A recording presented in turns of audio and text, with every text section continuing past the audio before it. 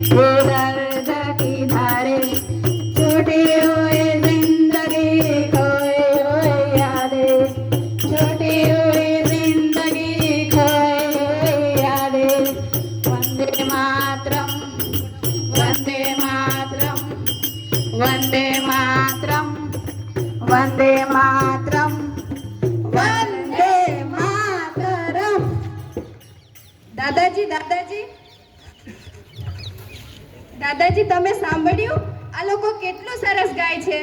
હા બેટા, સાંભળ્યું. વંદે માતરમ શબ્દ જ એવો છે કે એને વારંવાર સાંભળવાનું અને ગાવાનું મન થાય છે. હા દાદાજી, આ વિભાજનનો આંતક શું છે દાદાજી? તમને વિભાજનનો અર્થ ખબર છે? ના. જ્યારે તમને વિભાજનનો અર્થ જ નથી ખબર તો વિભાજનનો આંતક કેવી રીતે ખબર હશે? અરે બાળકો, આપણો દેશ પહેલા વિશાળ હતો, પછી તેનું વિભાજન થઈ ગયું. એટલે જ કે વહેંચી નાખવામાં આવ્યું. હા બેટા, વહેંચી નાખવાનું. વહેંચી દેવું અને વિભાજન આ બંને અલગ અલગ છે. ધારો કે તમારી પાસે 10 ચોકલેટ છે, તમારે બંને વચ્ચે વહેંચવું હોય તો તમે 5-5 વહેંચી લેશો. પણ જ્યારે તારી પાસે એક જ ચોકલેટ હશે તો શું કરીશ? દાદાજી, હું ત્યારે તેને તોડીને 2 ભાગમાં વહેંચી દઈશ. હા બેટા, આ તોડીને 2 ભાગમાં વહેંચી દેવું એટલે કે ખંડિત કરી દેવું. તેનાથી જે પીડા ઉપજે છે તેને વિભાજનનો આંતક કહેવાય છે. હા દાદાજી, વિભાજન તો સમજાઈ ગયું, પણ આંતક વિભાજન એટલે શું? ચાલો સમજાવું. आओ बच्चों तुम्हें दिखाए झांकी हिंदुस्तान की, इस मिट्टी से तिलक करो या धरती है बलिदान की.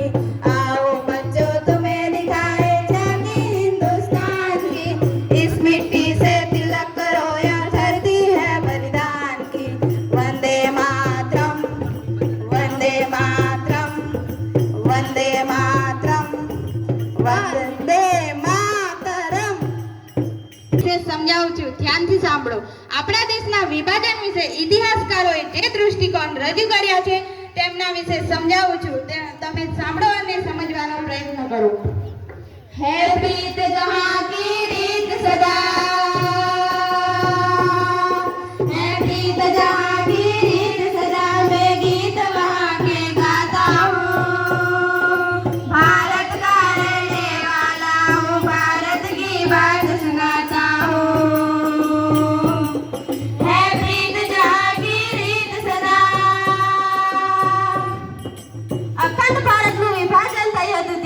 માનવીય વિસ્થાપન અને મજબૂરીઓના કારણે કરાયેલી અહીં પલાયનની દર્દભરી કથા છે, જેમાં લાખો લોકો અજાણ્યાઓની વચ્ચે એકદમ વિપરીત પરિસ્થિતિમાં નવું ઠેકાણું શોધી રહ્યા હતા. વિશ્વાસ અને ધાર્મિક આધાર ઉપર એક અહિંસાની કથા ઉપરાંત બીજી પણ અહીં કથાનો સમાવેશ કરવામાં આવ્યો છે. કેવી રીતે એક જીવનશૈલી અને વર્ષો જૂના સહઅસ્તિત્વનો સંબંધ નાટકીય રીતે આથમી રહ્યો હતો. લગભગ 60 લાખ જેટલા હિન્દુઓ અને શીખ ધર્મના લોકોએ આ વિસ્તાર છોડીને પૂર્વ પાકિસ્તાનમાં બની ગયા હતા.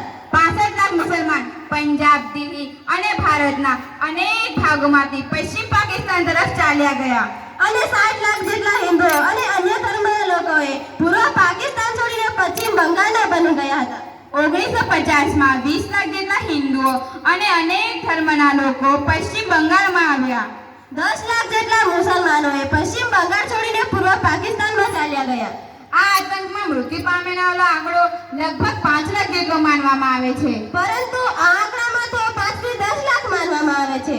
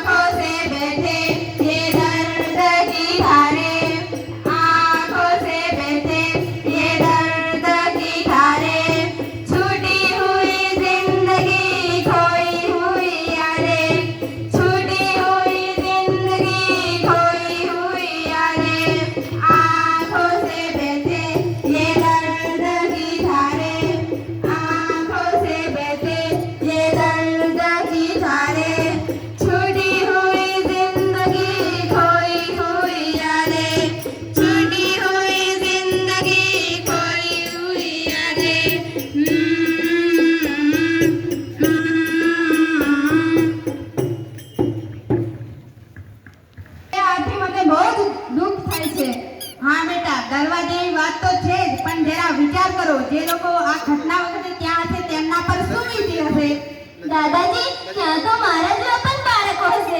એમની કેવી હાલત થઈ હશે? હા બેટા, ત્યાં તારા જેવા લાખો બાળકો હતા. તે દૃશ્યોને આજે યાદ કરતા તેઓ ધ્રુજી ઉઠે છે. Vande Mataram, Vande Mataram, Vande Mataram, Vande Mataram, Vande Mataram. Good morning, sit down. Sir સાંભળો ને, તમે વિભાજન વિશે કશું વાત કહેતા હતા અને વિભાજનમાં આપણે ઘણું બધું ગુમાવ્યું છે. હવે વિભાજન વિશે આગળ વાત કરો ને સર. શું થયું હતું? હા બેટા, કહું છું. 20 ફેબ્રુઆરી 1947 ના રોજ બ્રિટિશ વડાપ્રધાન ક્લેમેન્ટ એટલે હાઉસ ઓફ કોમન્સમાં ઘોષણા કરી હતી કે સર, આની આગળની વાત મને ખબર છે, હું કહું? હા બેટા, કહો. તો હા મિત્રો, 30 જૂન 1948 પહેલા. અરે પૂનમ, ત્યાંથી નહીં, અહીં આવીને કહેને બધાને. જી સર.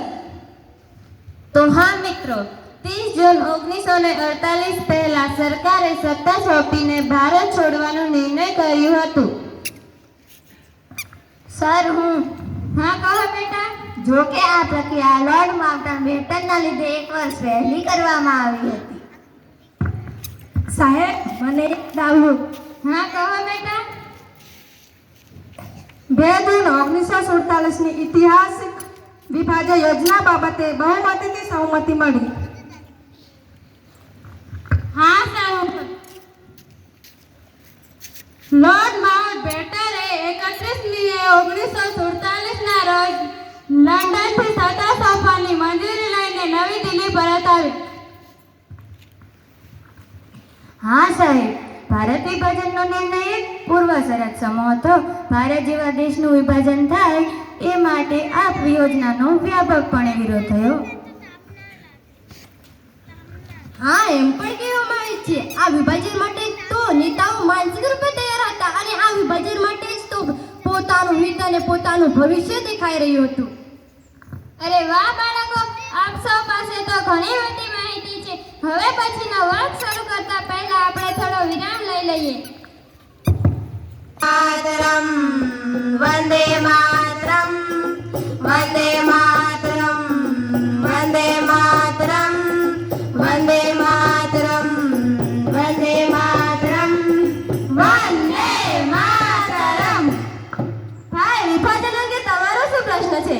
ભાઈ, વિભાજનના પ્રોત્સાહનથી આપણા સમાજમાં સુધારો થશે અને અનેક સમુદાયને પોતાના હકો મળશે. ના ના, વિભાજન આવું કઈ નહીં શકે. અરે, એકતાથી તો માનવનો વિકાસ થાય છે. તેથી આપણે સૌ મળીને સમુદ્રની રસ્તે એકત્ર થવું જોઈએ. આપણી વાતો સારી છે, પરંતુ વાસ્તવિકતા એ જ છે કે વિભાજનથી જ સર્વ કાંઈ શક્ય બને છે. ના ના, આપણે સૌ મળીને દેશની પ્રગતિ કરવી જોઈએ અને વિભાજનનો અંધકાર દૂર કરવો જોઈએ. આપને શું લાગે છે, આપણે સૌ મળીને આ સંદેશ અપનાવી શકીશું? કેમ નહીં અપનાવી શકીએ? આપણે સૌ મળીને સંગઠિત રહેવું જોઈએ અને સંગઠિત એ આપણો વારસો છે. તેથી આપણે આપણો વારસો જાળવી રાખવો જોઈએ. સારું, પણ અખંડ ભારતના વિભાજન સમયે શું શું થયું હતું એ તો મને જણાવો. અરે ભાઈ, એના વિશે તો જે લોકો પીડા વેઠ્યા છે એ જ આપણને બતાવી શકે.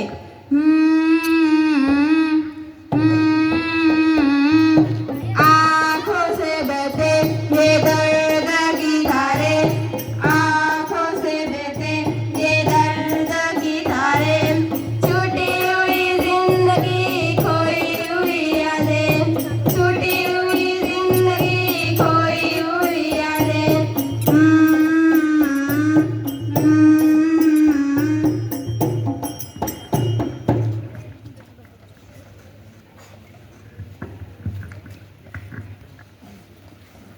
હા, તો આગળ વધીએ.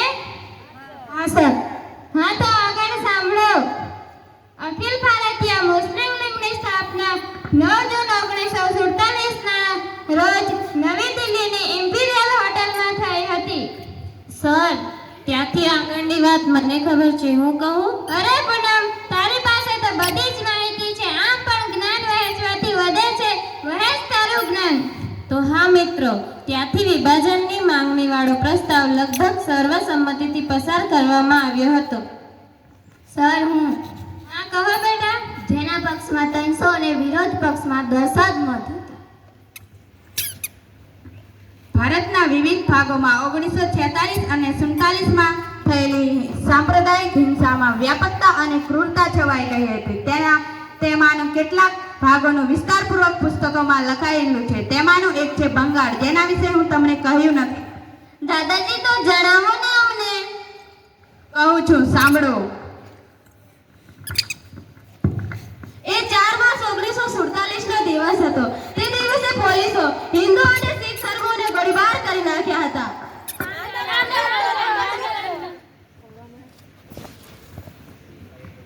જોતા જોતામાં 6 માર્ચની સવારે અમૃતસર, જલંધર, રાવલપિંડી અને મલતાન અને સહિત પંજાબના તમામ શહેરોમાં રામખાણોની જ્વાળામાં લપેટાઈ ગયા.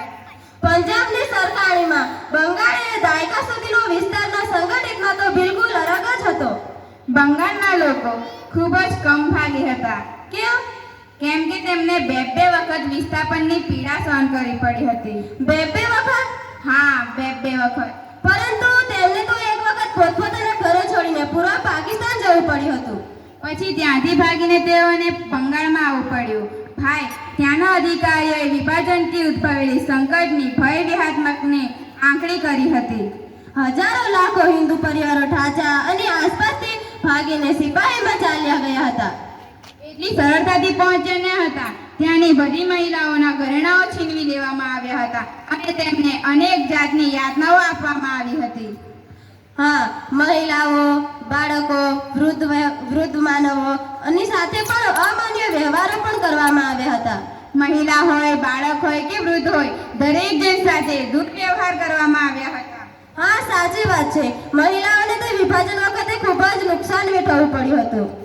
લાખો પરિવારોએ પોતાના સગા સંબંધોથી છૂટું પડવું હતું. એટલું જ નહીં, કેટલાક લોકો તો જીવતા આગગાડીમાં ચડ્યા અને બીજી બાજુ પહોંચતા તો લાખોના મરણના લાખો ઢગલા પડ્યા હતા.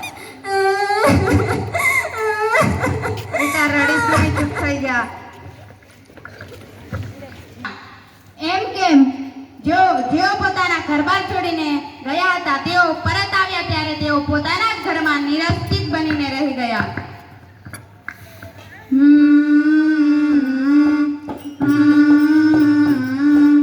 आँखों से बहते ये दर्द की धारे, आँखों से बहते ये दर्द की धारे, छुड़ी हुई जिंदगी खोई हुई यादें, छुड़ी हुई जिंदगी खोई हुई यादें.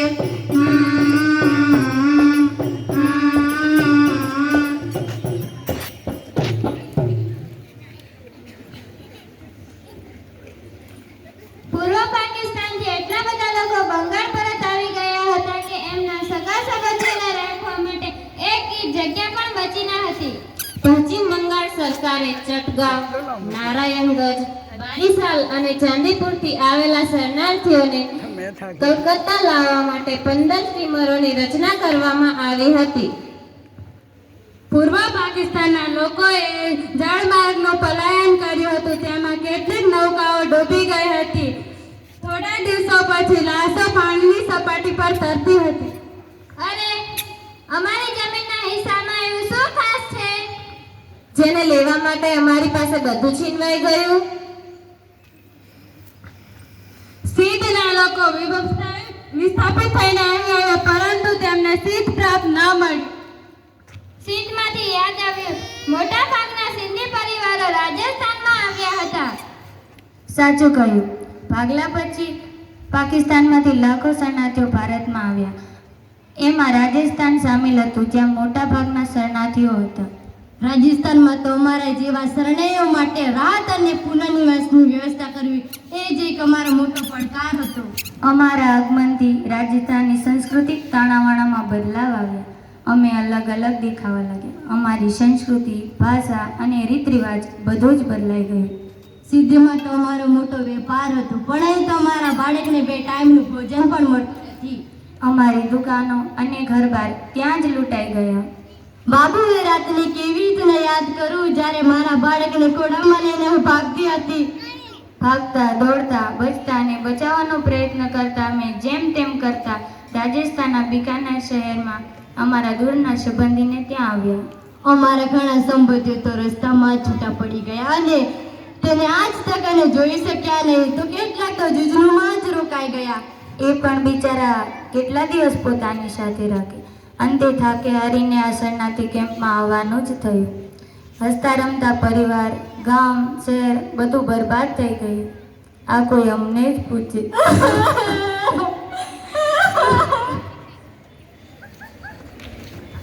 હમ